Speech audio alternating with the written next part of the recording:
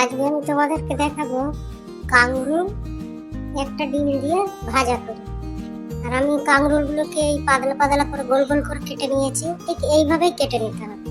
তো আমি কাঙ্গুরুল গুলোকে কেটে ধুয়ে পরিষ্কার করে নিয়েছি। এবার একটা কড়া বসিয়ে এগুলোকে আমি তেল দিয়ে ভাজতে শুরু করি। এদিকে একটা কড়া বসিয়ে দিয়েছি, কড়াটা গরম হয়ে গেছে, এর মধ্যে দিয়ে দেবো সরষের তেল। তেলটা গরম হয়ে গেছে, এবার এর মধ্যে দিয়ে দেবো কাঙ্গুরুল।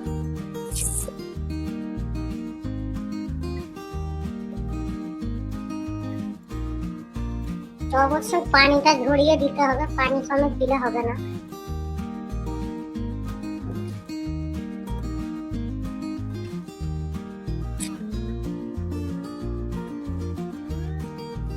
তো আমি এখানে দিয়ে দেবো লবণ,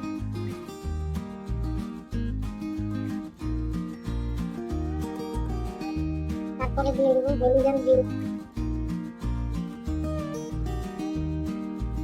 এতে বেশি উপকরণ কিছু লাগে না, এই হলুদ আর লবণ দিয়ে ভাজা ভালো করে নেড়ে ঢাকা চাপা দিয়ে ভালো করে সেদ্ধ করে ভেজে।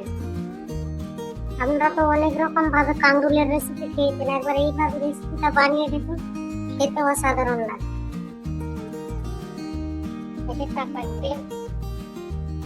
ঢাকাটা খুলে আর একবার নেড়ে।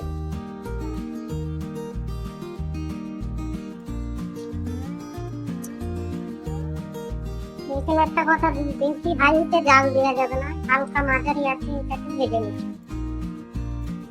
উপরটা লাল হয়ে যাবে, ভেতরটা কাঁচা হয়ে যাবে, হাই দিতে পারে। আবার চাপা দিয়ে চাপাটা খুলে আর একবার নেড়ে।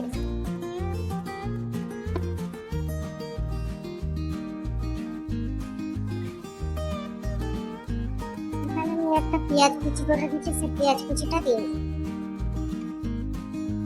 দিয়ে দেবো দুটো কাঁচা লঙ্কা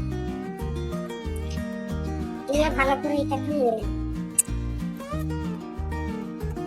কাঙ্গুরুল অনেকে প্লেন ভাজা করে খায়, কিন্তু এইভাবে একবার ভাজা করে খাবেন, গরম ভাতের সাথে অসাধারণ। এই সময় একটু সামান্য লঙ্কার গুঁড়ো দিই, যেহেতু দুটো কাঁচা লঙ্কা দিয়েছি।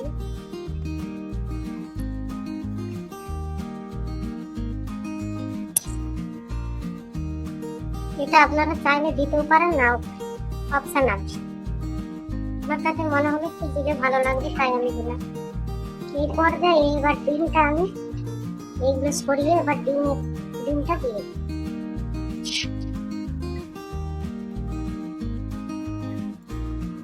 দেবো লবণ।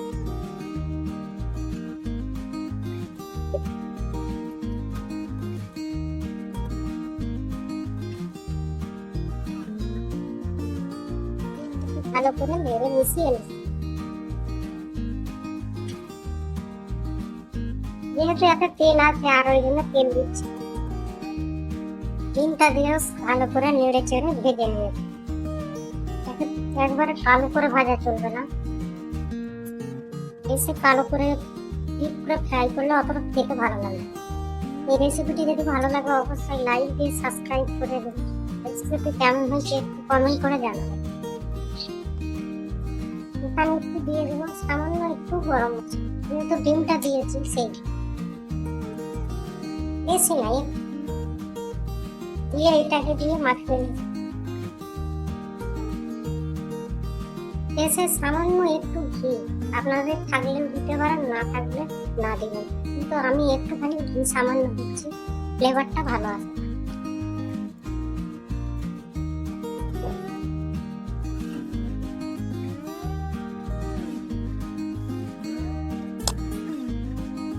হয়ে গেল আমাদের কাঙ্গুরুল ভাজা।